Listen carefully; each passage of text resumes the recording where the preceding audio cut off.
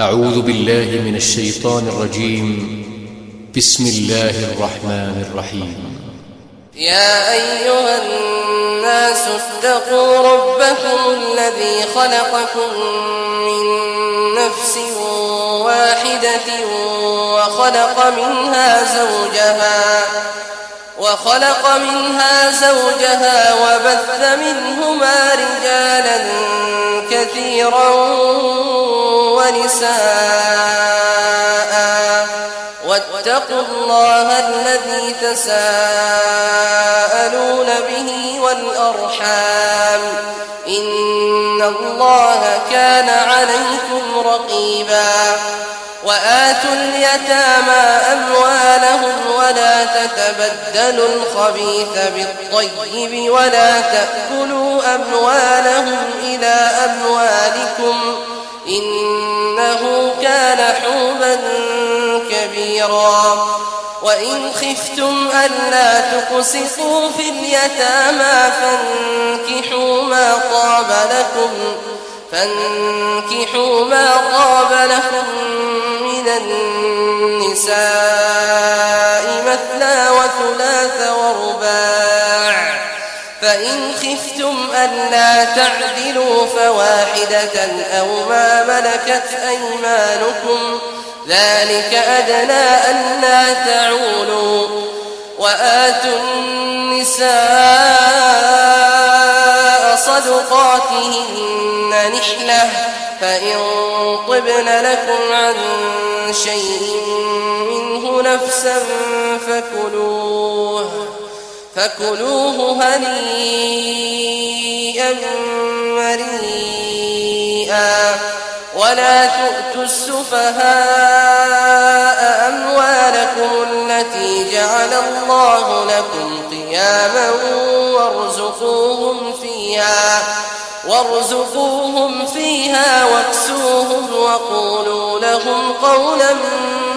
معروفا وابتلوا اليتامى حتى إذا بلغوا النكاح فإن آنستم منهم رشدا فادفعوا إليهم أموالهم ولا تأكلوها إسرافا وبدارا أن يكبروا ومن كان غنيا فليستعفف ومن كان فقيرا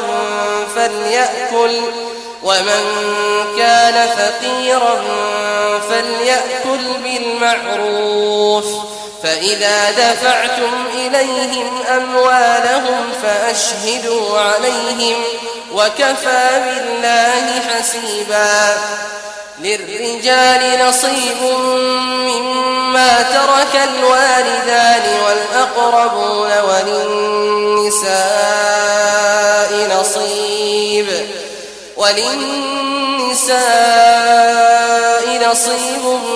مما ترك الوالدان والأقربون مما قل منه أو كثر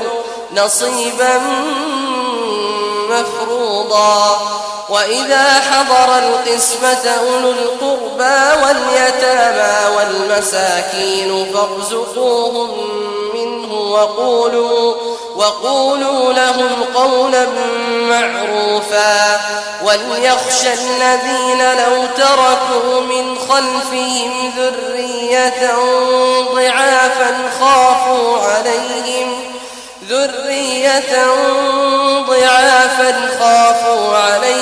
فليتقوا الله وليقولوا قولا سديدا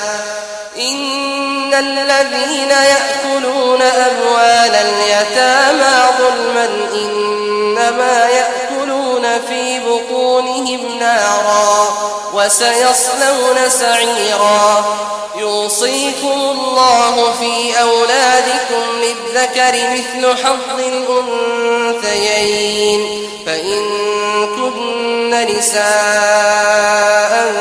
فوق 2 فلهن ثلثا ما ترك وإن كانت واحدة فلها النصف ولأبويه لكل واحد منهما السدس مما ترك إن كان له ولد، فإن لم يكن له ولد وورثه أبواه فلأمه الثلث، فإن كان له إخوة فلأمه السدس من بعد وصية يوصي بها أو دين. آباؤكم وأبناؤكم لا تدرون أيهم أقرب لكم نفعا، فريضة من الله، إن الله كان عليما حكيما. ولكم نصف ما ترك أزواجكم إن لم يكن لهن ولد، فإن كان لهن ولد فلكم الربع مما تركن من بعد وصية يوصين بها أو دين، ولهن الربع مما تركتم إن لم يكن لكم ولد، فإن كان لكم ولد فلهن الثمن مما تركتم من بعد وصية توصون بها أو دين. وإن كان رجل يورث كلالة أو امرأة وله أخ أو أخت فلكل واحد منهما السدس، فإن كانوا أكثر من ذلك فهم شركاء في الثلث من بعد وصية يوصى بها أو دين غير مضار، وصية من الله، والله عليم حليم. تلك حدود الله،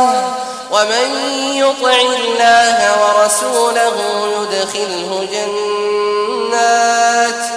يدخله جنات تجري من تحتها الأنهار خالدين فيها، وذلك الفوز العظيم. ومن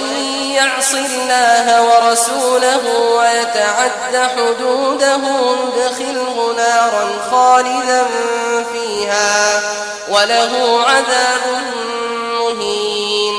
واللاتي يأتين الفاحشة من نسائكم فاستشهدوا عليهن 4 منكم،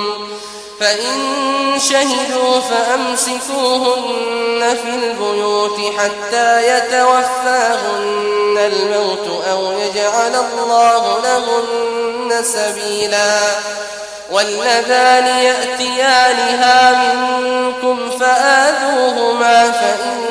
تابا وأصلحا فأعرضوا عنهما، إن الله كان توابا رحيما. إنما التوبة على الله للذين يعملون السوء بجهالة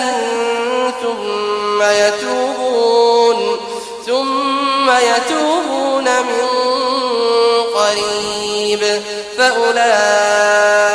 يتوب الله عليهم، وكان الله عليما حكيما. وليست التوبة للذين يعملون السيئات حتى إذا حضر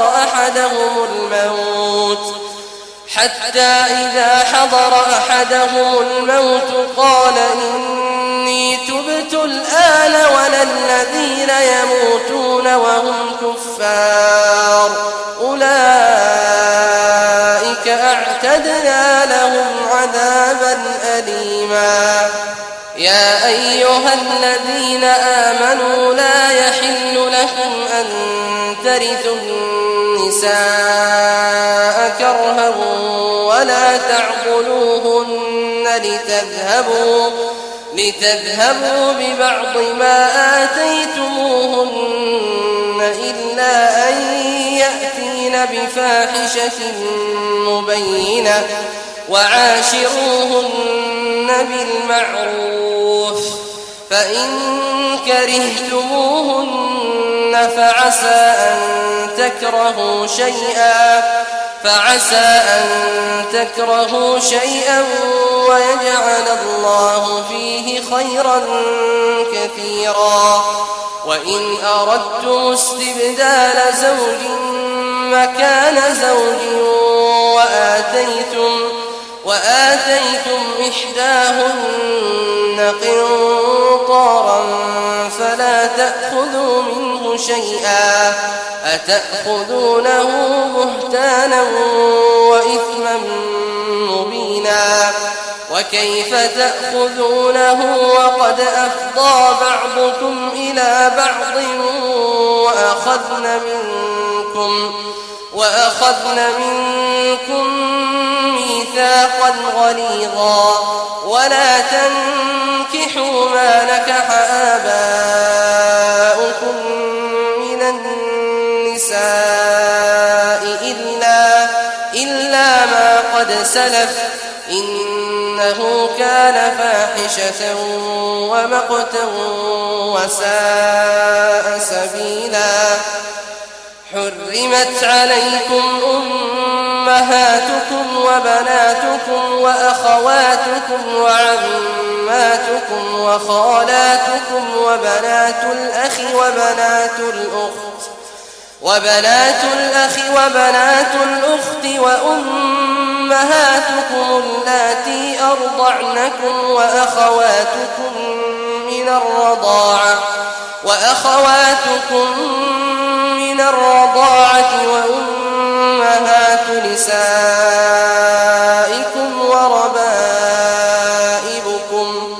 وربائبكم اللاتي في حجوركم من نسائكم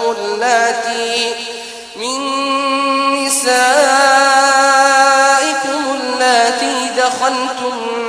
بهن فإن لم تكونوا دخلتم بهن فلا جناح عليكم وحلائل أبنائكم الذين من أصلابكم وأن تجمعوا بين الأختين إلا ما قد سلف إن الله كان غفورا رحيما والمحصنات من النساء إلا ما ملكت أيمانكم كتاب الله عليكم وأحل لكم ما وراء ذلكم أن تبتغوا بأموالكم محصنين غير مسافحين فما استمتعتم به منهن فآتوهن أجورهن فريضة ولا جناح عليكم فيما تراضيتم به من بعد الفريضة إن الله كان عليما حكيما ومن لم يستطع منكم طولا أن ينكح المحصنات المؤمنات فمما ملكت أيمانكم من فتياتكم المؤمنات والله أعلم بإيمانكم بعضكم من بعض فانكحوهن بإذن أهلهن وآتوهن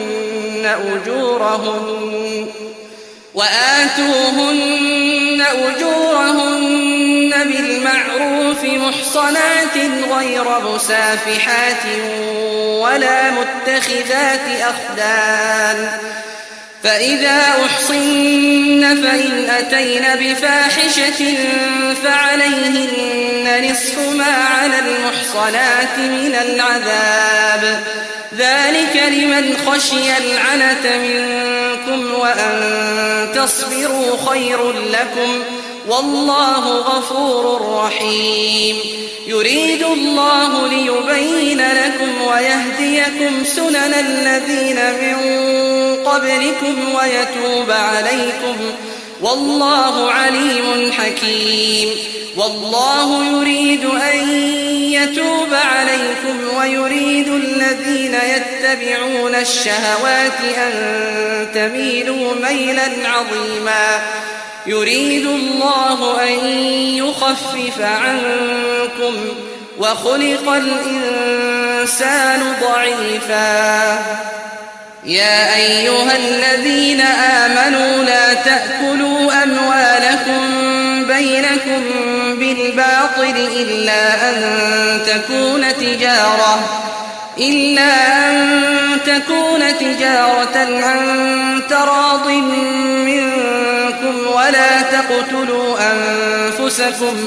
إن الله كان بكم رحيما. ومن يفعل ذلك عدوانا وظلما فسوف نصليه نارا، وكان ذلك على الله يسيرا. إن تجتنبوا كبائر ما تنهون عنه نكفر عنكم سيئاتكم وندخلكم مدخلا كريما. ولا تتمنوا ما فضل الله به بعضكم على بعض، للرجال نصيب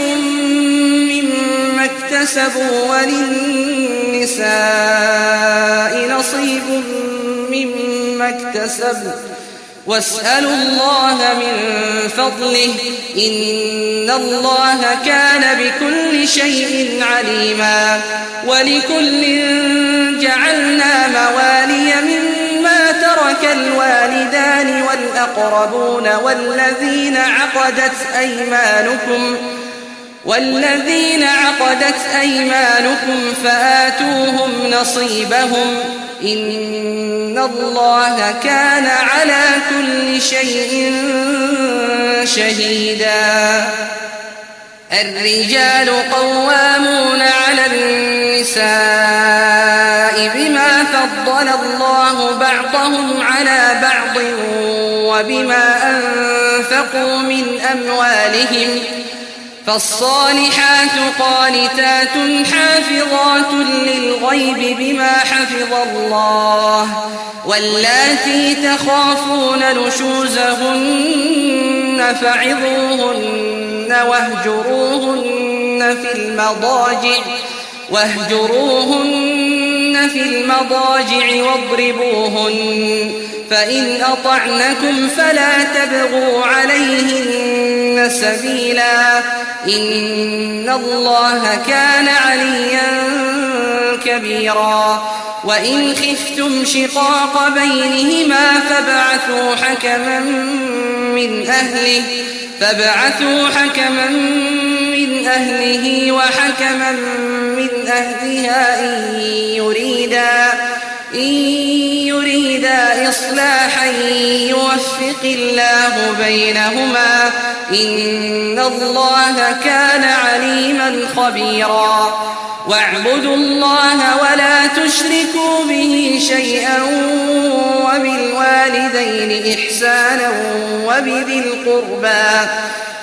القربى واليتامى والمساكين والجار ذي القربى والجار الجنب والصاحب بالجنب وابن السبيل وما ملكت أيمانكم، إن الله لا يحب من كان مختالا فخورا. الذين يبخلون ويأمرون الناس بالبخل ويكتمون ما آتاهم الله من فضله وأعتدنا للكافرين عذابا مهينا. والذين ينفقون أموالهم رئاء الناس ولا يؤمنون بالله ولا باليوم الآخر ومن يكن الشيطان له قرينا فساء قرينا. وماذا عليهم لو آمنوا بالله واليوم الآخر وأنفقوا مما رزقهم الله وكان الله بهم عليما. إن الله لا يظلم مثقال ذرة وإن تك حسنة يضاعفها ويؤت من لدنه أجرا عظيما. فكيف إذا جئنا من كل أمة بشهيد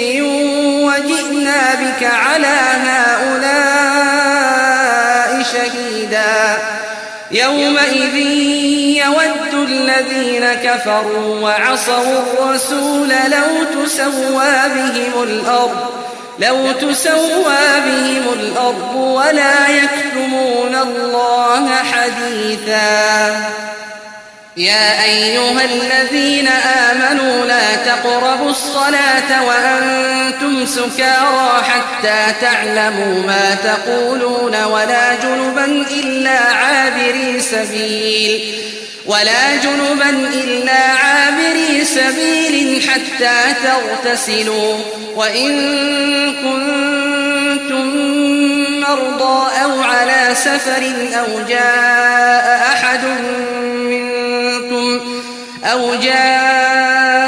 أحد منكم من الغائط أو لامستم النساء فلم تجدوا ماء فتيمموا صعيدا طيبا فامسحوا بوجوهكم وأيديكم إن الله كان عفوا غفورا. ألم تر إلى الذين أوتوا نصيبا من الكتاب يشترون الضلالة ويريدون أن تضلوا السبيل والله أعلم بأعدائكم وكفى بالله وليا وكفى بالله نصيرا. من الذين هادوا يحرفون الكلم عن مواضعه ويقولون سمعنا وعصينا واسمع غير مسمع وراعنا ليا بألسنتهم وطعنا في الدين. ولو أنهم قالوا سمعنا وأطعنا واسمع وانظرنا لكان خيرا لهم وأقوم ولكن لعنهم الله بكفرهم فلا يؤمنون إلا قليلا. يا أيها الذين أوتوا الكتاب آمنوا بما نزلنا مصدقا لما معكم من قبل أن نطمس وجوها فنردها على أدبارها أو نلعنهم كما لعنا أصحاب السبت وكان أمر الله مفعولا. إن الله لا يغفر أن يشرك به ويغفر ما دون ذلك لمن يشاء ومن يشرك بالله فقد افترى إثما عظيما. ألم تر إلى الذين يزكون أنفسهم بل الله يزكي من يشاء ولا يظلمون فتيلا انظر كيف يفترون على الله الكذب وكفى به إثما مبينا ألم تر إلى الذين أوتوا نصيبا من الكتاب يؤمنون بالجبت والطاغوت ويقولون للذين كفروا هؤلاء أهدى من الذين آمنوا سبيلا أولئك الذين لعنهم الله ومن يلعن الله فلن تجد له نصيرا أم لهم نصيب من الملك فإذا لا يؤتون الناس نقيرا أم يحسدون الناس على ما آتاهم الله من فضله فقد آتينا آل إبراهيم الكتاب والحكمة وآتيناهم ملكا عظيما فمنهم من آمن به ومنهم من صد عنه وكفى بجهنم سعيرا إن الذين كفروا بآياتنا سوف نصليهم نارا كلما نضجت جلودهم بدلناهم جلودا غيرها ليذوقوا العذاب إن الله كان عزيزا حكيما والذين آمنوا وعملوا الصالحات سندخلهم جنات تجري من تحتها الأنهار خالدين فيها أبدا لهم فيها أزواج مطهرة وندخلهم ظلا ظليلا إن الله يأمركم أن تؤدوا الأمانات إلى أهلها وإذا حكمتم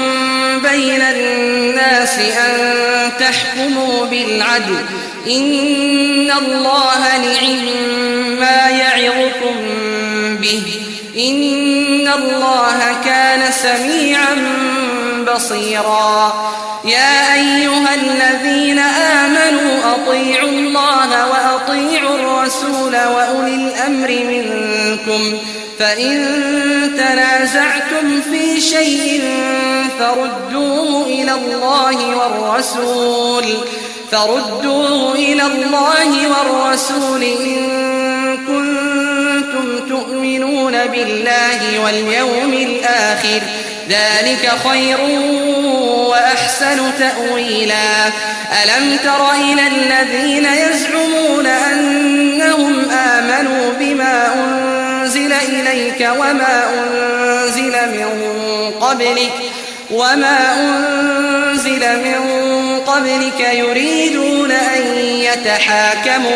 يريدون أن يتحاكموا إلى الطاغوت وقد أمروا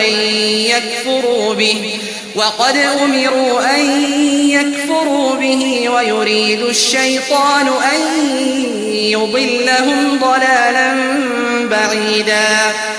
وإذا قيل لهم تعالوا إلى ما أنزل الله وإلى الرسول رأيت المنافقين يصدون عنك صدودا فكيف إذا أصابتهم مصيبة بما قدمت أيديهم ثم جاءوك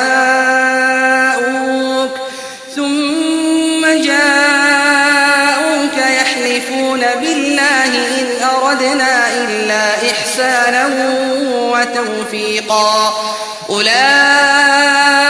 الذين يعلم الله ما في قلوبهم فأعرض عنهم وعظهم وقل لهم في أنفسهم قولا بليغا وما أرسلنا من رسول إلا ليطاع بإذن الله ولو أنهم إذ ظلموا أنفسهم جاءوك فاستغفروا الله واستغفر لهم الرسول لوجدوا الله توابا رحيما فلا وربك لا يؤمنون حتى يحكموك فيما شجر بينهم ثم لا يجدوا في أنفسهم حرجا مما قضيت ويسلموا تسليما ولو أنا كتبنا عليهم أن اقتلوا أنفسكم أو اخرجوا من دياركم ما فعلوه إلا قليل منهم ولو أنهم فعلوا ما يوعظون به لكان خيرا لهم وأشد تثبيتا وإذا لآتيناهم من لدنا أجرا عظيما ولهديناهم صراطا مستقيما ومن يطع الله والرسول فأولئك مع الذين أنعم الله عليهم من النبيين والصديقين والشهداء والصالحين وحسن أولئك رفيقا ذلك الفضل من الله وكفى بالله عليما يا أيها الذين آمنوا خذوا حذركم فانفروا ثبات أو انفروا جميعا وإن منكم لمن ليبطئن فإن أصابتكم مصيبة قال قد أنعم الله علي إذ لم أكن معهم شهيدا ولئن أصابكم فضل من الله ليقولن كأن لم تكن بينكم وبينه مودة يا ليتني كنت معهم فأفوز فوزا عظيما فليقاتل في سبيل الله الذين يشرون الحياة الدنيا بالآخرة ومن يقاتل في سبيل الله فيقتل أو يغلب فسوف نؤتيه أجرا عظيما وما لكم لا تقاتلون في سبيل الله والمستضعفين من الرجال والنساء والولدان الذين يقولون ربنا أخرجنا من هذه القرية الظالم أهلها واجعل لنا من لدنك وليا واجعل لنا من لدنك نصيرا الذين آمنوا يقاتلون في سبيل الله والذين كفروا يقاتلون في سبيل الطاغوت فقاتلوا أولياء الشيطان إن كيد الشيطان كان ضعيفا ألم تر إلى الذين قيل لهم كفوا أيديكم وأقيموا الصلاة وآتوا الزكاة فلما كتب عليهم القتال إذا فريق منهم يخشون الناس كخشية الله أو أشد خشية وقالوا ربنا لم كتبت علينا القتال لولا أخبرتنا إلى أجل قريب قل متاع الدنيا قليل والآخرة خير لمن اتقى ولا تظلمون فتيلا أينما تكونوا يدرككم الموت ولو كنتم في بروج مشيدة وإن تصبهم حسنة يقولوا هذه من عند الله وإن تصبهم سيئة يقولوا هذه من عندك قل كل من عند الله فما لهؤلاء القوم لا يكادون يفقهون حديثا ما أصابك من حسنة فمن الله وما أصابك من سيئة فمن نفسك وأرسلناك للناس رسولا وكفى بالله شهيدا من يطع الرسول فقد أطاع الله ومن تولى فما أرسلناك عليهم حفيظا ويقولون طاعة فإذا برزوا من عندك بيت طائفة منهم غير الذي تقول والله يكتب ما يبيتون فأعرض عنهم وتوكل على الله وكفى بالله وكيلا أفلا يتدبرون القرآن ولو كان من عند غير الله لوجدوا فيه اختلافا كثيرا وإذا جاءهم أمر من الأمن أو الخوف أذاعوا به ولو ردوه إلى الرسول وإلى أولي الأمر منهم لعلمه الذين يستنبطونه منهم ولولا فضل الله عليكم ورحمته لاتبعتم الشيطان إلا قليلا فقاتل في سبيل الله لا تكلف إلا نفسك وحرض المؤمنين عسى الله أن يكف بأس الذين كفروا والله أشد بأسا وأشد تنكيلا من يشفع شفاعة حسنة يكن له نصيب منها ومن يشفع شفاعة سيئة يكن له كفل منها وكان الله على كل شيء مقيتا وإذا حييتم بتحية فحيوا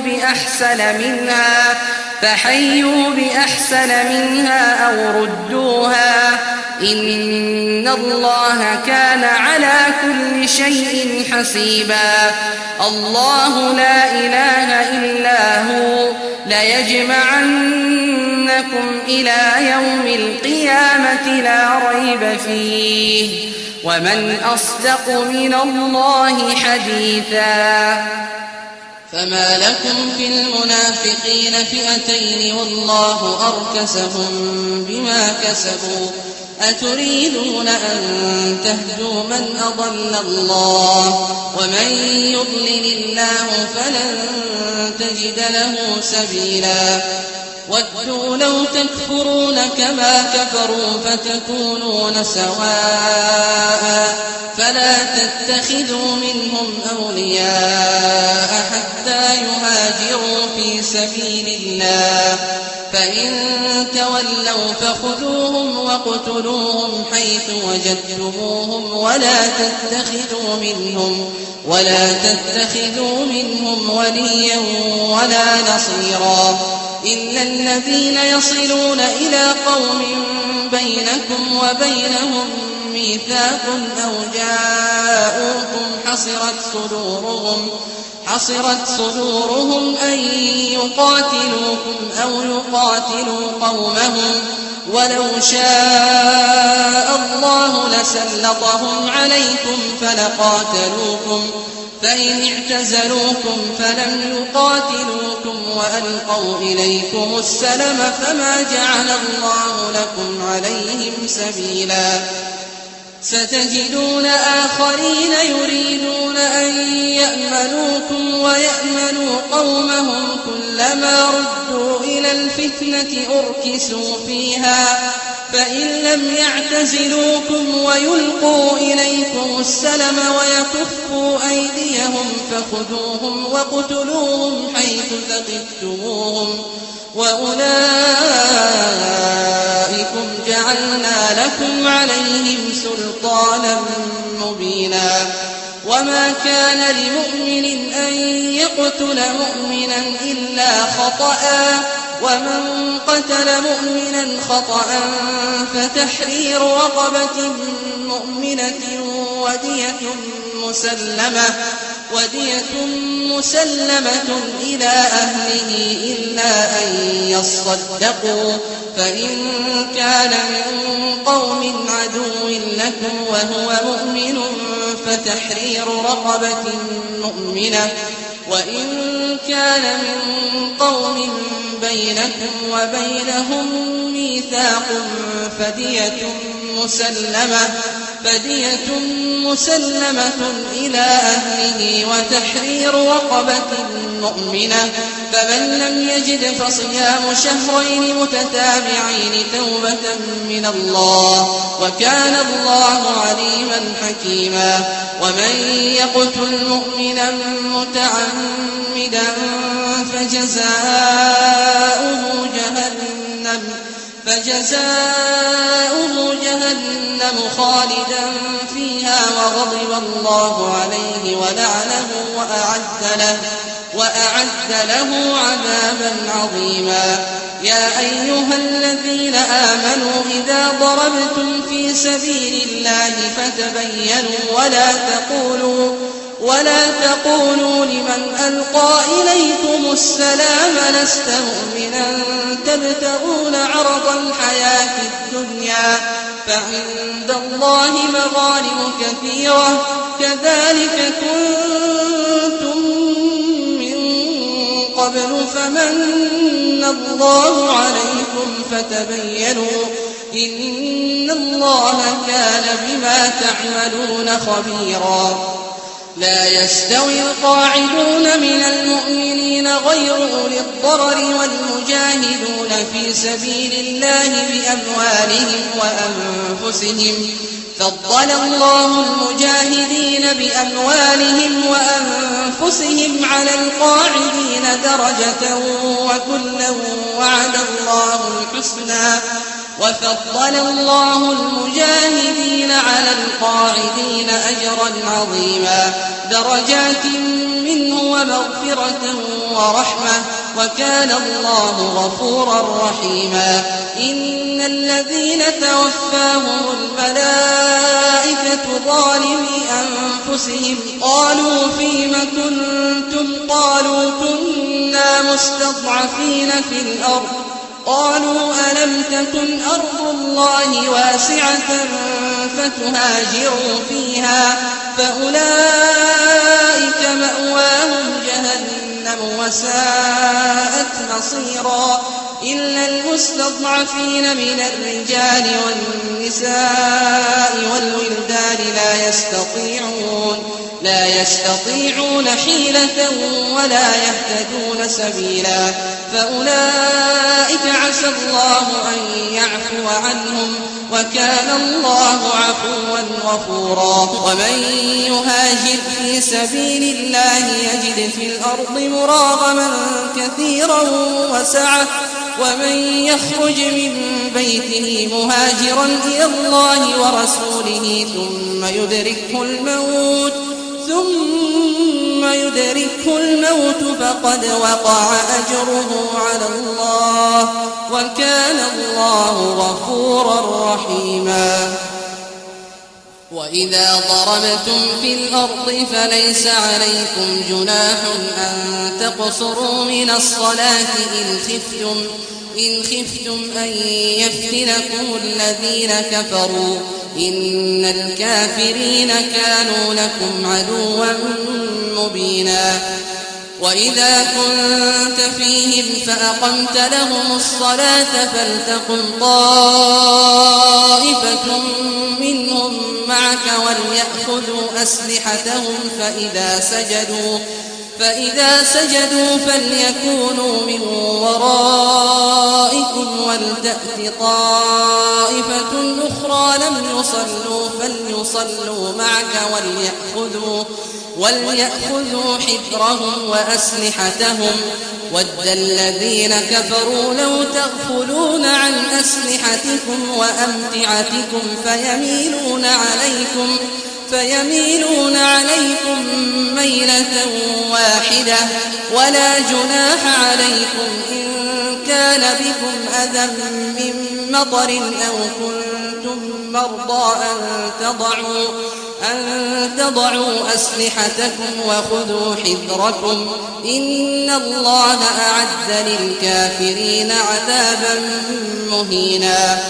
فإذا قضيتم الصلاة فاذكروا الله قياما وقعودا وعلى جنوبكم فإذا اطمأننتم فأقيموا الصلاة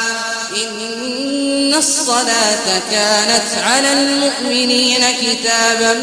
موقوتا ولا تهنوا في ابتغاء القوم إن تكونوا تألمون فإنهم يألمون كما تألمون وترجون من الله ما لا يرجون وكان الله عليما حكيما إنا أنزلنا إليك الكتاب بالحق لتحكم بين الناس بما أراك الله ولا تكن للخائنين خصيما واستغفر الله إن الله كان غفورا رحيما ولا تجادل عن الذين يختانون أنفسهم إن الله لا يحب من كان خوانا أثيما يستخفون من الناس ولا يستخفون من الله وهو معهم إذ يبيتون ما لا يرضى من القول وكان الله بما يعملون محيطا ها أنتم هؤلاء جادلتم عنهم في الحياة الدنيا فمن يجادل الله عنهم يوم القيامة أم من يكون عليهم وكيلا ومن يعمل سوءا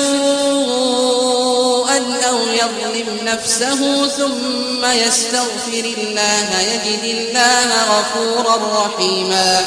ومن يكسب إثما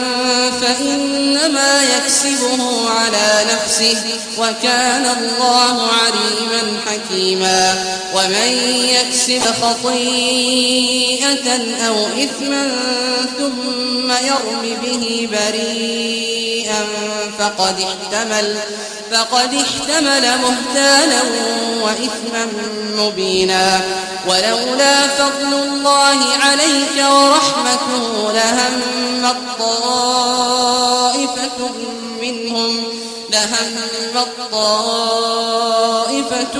منهم أن يضلوك وما يضلون إلا أنفسهم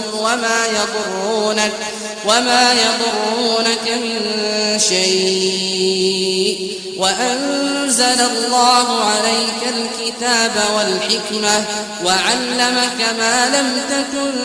تعلم وكان فضل الله عليك عظيما لا خير في كثير من نجواهم إلا من أمر بصدقة أو معروف أو إصلاح بين الناس ومن يفعل ذلك ابتغاء مرضات الله فسوف نؤتيه أجرا عظيما ومن يشاقق الرسول من بعد ما تبين له الهدى ويتبع غير سبيل المؤمنين نوله ما تولى ونصله جهنم وساءت مصيرا. إن الله لا يغفر أن يشرك به ويغفر ما دون ذلك لمن يشاء ومن يشرك بالله فقد ضل ضلالا بعيدا. إن يدعون من دونه إلا إناثا وإن يدعون إلا شيطانا مريدا لعنه الله وقال لأتخذن من عبادك نصيبا مفروضا ولأضلنهم ولأمنينهم ولآمرنهم فليبتكن آذان الأنعام ولآمرنهم فليغيرن خلق الله. ومن يتخذ الشيطان وليا من دون الله فقد خسر خسرانا مبينا. يعدهم ويمنيهم وما يعدهم الشيطان إلا غرورا. أولئك مأواهم جهنم ولا يجدون عنها محيصا. والذين آمنوا وعملوا الصالحات سندخلهم جنات تجري من تحتها الأنهار خالدين فيها أبدا وعد الله حقا ومن أصدق من الله قيلا. ليس بأمانيكم ولا أماني أهل الكتاب من يعمل سوءا يجز به ولا يجد له من دون الله وليا ولا نصيرا. ومن يعمل من الصالحات من ذكر أو أنثى وهو مؤمن فأولئك يدخلون الجنة ولا يظلمون نقيرا. ومن أحسن دينا ممن أسلم وجهه لله وهو محسن واتبع ملة إبراهيم حنيفا واتخذ الله إبراهيم خليلا.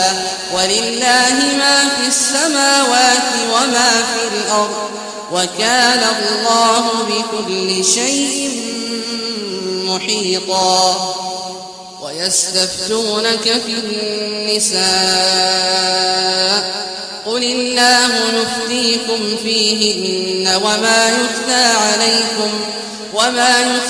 عليكم في الكتاب في يتامى النساء اللاتي لا تؤتونهن ما كتب لهن وترغبون أن تنكحوهن والمستضعفين من الولدان وأن تقوموا لليتامى بالقسط وما تفعلوا من خير فإن الله كان به عليما. وإن امرأة خافت من بعلها نشوزا أو إعراضا فلا جناح عليهما أن يصلحا بينهما صلحا والصلح خير. وأحضرت الأنفس الشح وإن تحسنوا وتتقوا فإن الله كان بما تعملون خبيرا. ولن تستطيعوا أن تعدلوا بين النساء ولو حرصتم فلا تميلوا كل الميل فتذروها كالمعلقة. وإن تصلحوا وتتقوا فإن الله كان غفورا رحيما. وإن يتفرقا يغني الله كلا من سعته وكان الله واسعا حكيما ولله ما في السماوات وما في الأرض ولقد وصينا الذين أوتوا الكتاب من قبلكم وإياكم أن اتقوا الله وإن تكفروا فإن لله ما في السماوات وما في الأرض وكان الله غنيا حميدا ولله ما في السماوات وما في الأرض وكفى بالله وكيلا إن يشأ يذهبكم أيها الناس ويأت بآخرين وكان الله على ذلك قديرا من كان يريد ثواب الدنيا فعند الله ثواب الدنيا والآخرة وكان الله سميعا بصيرا يا أيها الذين آمنوا كونوا قوامين بالقسط شهداء لله ولو على أنفسكم أو الوالدين والأقربين إن يكن غنيا أو فقيرا فالله أولى بهما فلا تتبعوا الهوى أن تعدلوا وإن تلوا أو تعرضوا فإن الله كان بما تعملون خبيرا يا أيها الذين آمنوا بالله ورسوله والكتاب الذي نزل على رسوله والكتاب الذي أنزل من قبل ومن يكفر بالله وملائكته وكتبه ورسله واليوم الآخر فقد ضل ضلالا بعيدا إن الذين آمنوا ثم كفروا ثم آمنوا ثم كفروا ثم ازدادوا كفرا لم يكن الله ليغفر لهم ولا ليهديهم سبيلا بشر المنافقين بأن لهم عذابا أليما الذين يتخذون الكافرين أولياء من دون المؤمنين أيبتغون عندهم العزة فإن العزة لله جميعا وقد نزل عليكم في الكتاب أن إذا سمعتم آيات الله يكفر بها ويستهزأ بها فلا تقعدوا معهم حتى يخوضوا في حديث غيره إنكم إذا مثلهم إن الله جامع المنافقين والكافرين في جهنم جميعا الذين يتربصون بكم فإن كان لكم فتح من الله قالوا ألم نكن معكم وإن كان للكافرين نصيب قالوا ألم نستحوذ عليكم ونمنعكم من المؤمنين فالله يحكم بينكم يوم القيامة ولن يجعل الله للكافرين على المؤمنين سبيلا إن المنافقين يخادعون الله وهو خادعهم وإذا قاموا إلى الصلاة قاموا كسالى يراءون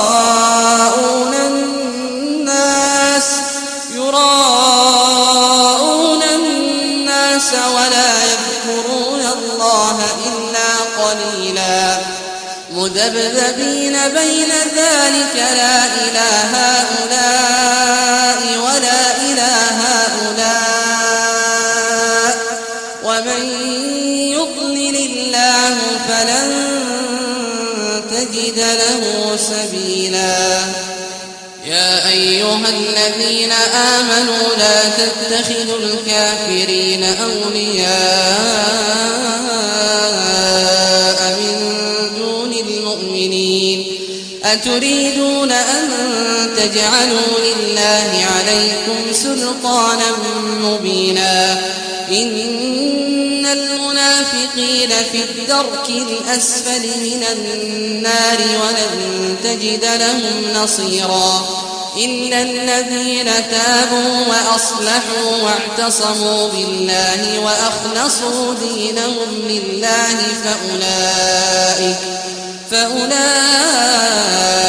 مع المؤمنين وسوف يؤتي الله المؤمنين أجرا عظيما ما يفعل الله بعذابكم إن شكرتم وآمنتم وكان الله شاكرا عليما لا يحب الله الجهر بالسوء من القول إلا من ظلم وكان الله سميعا عليما إن تبدوا خيرا أو تخفوه أو تعفو عن سوء فإن الله كان عفوا قديرا إن الذين يكفرون بالله ورسله ويريدون أن يفرقوا بين الله ورسله ويقولون نؤمن ببعض ونكفر ببعض ويريدون أن يتخذوا بين ذلك سبيلا أولئك هم الكافرون حقا وأعتدنا للكافرين عذابا مهينا والذين آمنوا بالله ورسله ولم يفرقوا بين أحد منهم أولئك سوف يؤتيهم أجورهم وكان الله غفورا رحيما يسألك أهل الكتاب أن تنزل عليهم كتابا من السماء فقد سألوا موسى أكبر من ذلك فقالوا أرنا الله جهرة فأخذتهم الصاعقة بظلمهم ثم اتخذوا العجل من بعد ما جاءتهم البينات فعفونا عن ذلك وآتينا موسى سلطانا مبينا ورفعنا فوقهم الطور بميثاقهم وقلنا لهم ادخلوا الباب سجدا وقلنا لهم لا تعدوا في السبت وأخذنا منهم ميثاقا غليظا فبما نقضهم ميثاقهم وكفرهم بآيات الله وقتلهم الأنبياء بغير حق وقولهم قلوبنا غلف بل طبع الله عليها بكفرهم فلا يؤمنون إلا قليلا وبكفرهم وقولهم على مريم بهتانا عظيما وقولهم إنا قتلنا المسيح عيسى ابن مريم رسول الله وما قتلوه وما صلبوه ولكن شبه لهم وإن الذين اختلفوا فيه لفي شك منه ما لهم به من علم إلا اتباع الظن وما قتلوه يقينا بل رفعه الله إليه وكان الله عزيزا حكيما وإن من أهل الكتاب إلا ليؤمنن به قبل موته ويوم القيامة يكون عليهم شهيدا فبظلم من الذين هادوا حرمنا عليهم طيبات أحلت لهم وبصدهم عن سبيل الله كثيرا وأخذهم الربا وقد نهوا عنه وأكلهم أموال الناس بالباطل وأعتدنا للكافرين منهم عذابا أليما لكن الراسخون في العلم منهم والمؤمنون يؤمنون بما أنزل إليك وما أنزل من قبلك والمقيمين الصلاة والمؤتون الزكاة والمؤمنون بالله واليوم الآخر أولئك سنؤتيهم أجرا عظيما إنا أوحينا إليك كما أوحينا إلى نوح والنبيين من بعده وأوحينا إلى إبراهيم وإسماعيل وإسحاق ويعقوب والأسباط وعيسى وأيوب ويونس وهارون وسليمان وآتينا داود زبورا ورسلا قد قصصناهم عليك من قبل ورسلا لم نقصصهم عليك وكلم الله موسى تكليما رسلا مبشرين ومنذرين لئلا يكون للناس على الله حجة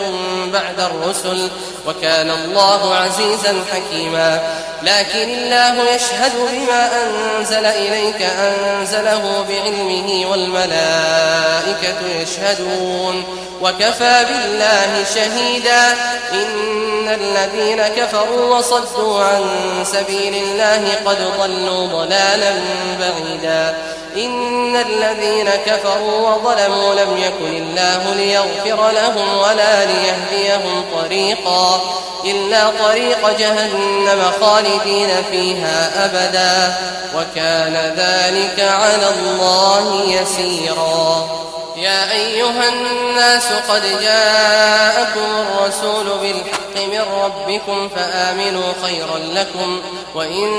تكفروا فإن لله ما في السماوات والأرض وكان الله عليما حكيما يا أهل الكتاب لا تغلوا في دينكم ولا تقولوا على الله إلا الحق إنما المسيح عيسى بن مريم رسول الله وكلمته ألقاها إلى مريم وروح منه فآمنوا بالله ورسله ولا تقولوا ثلاثة انتهوا خيرا لكم إنما الله إله واحد سبحانه أن يكون له ولد له ما في السماوات وما في الأرض وكفى بالله وكيلا لن يستنكف المسيح أن يكون عبدا لله ولا الملائكة المقربون ومن يستنكف عن عبادته ويستكبر فسيحشرهم إليه جميعا فأما الذين آمنوا وعملوا الصالحات فيوفيهم أجورهم ويزيدهم من فضله وأما الذين استنكفوا واستكبروا فيعذبهم عذابا أليما ولا يجدون لهم من دون الله وليا ولا نصيرا يا أيها الناس قد جاءكم برهان من ربكم وأنزلنا إليكم نورا مبينا فأما الذين آمنوا بالله واعتصموا به فسيدخلهم في رحمة منه وفضل ويهديهم إليه صراطا مستقيما يستفتونك قل الله يفتيكم في الكلالة إن امرؤ هلك ليس له ولد وله أخت فلها نصف ما ترك وهو يرثها إن لم يكن لها ولد فإن كانت اثنتين فلهما الثلثان مما ترك وإن كانوا إخوة رجالا ونساء فللذكر مثل حظ الأنثيين يبين الله لكم أن تضلوا والله بكل شيء عليم